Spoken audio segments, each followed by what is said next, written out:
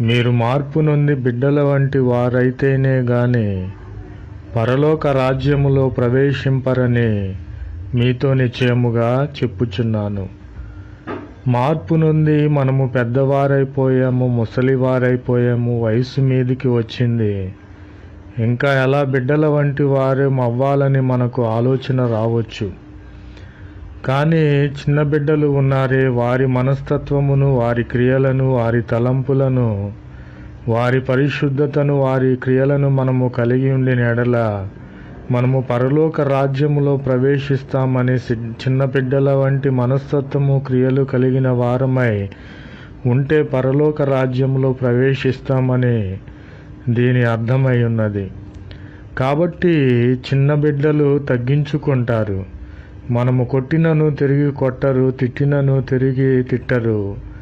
ప్రతి దానిని కూడా వారు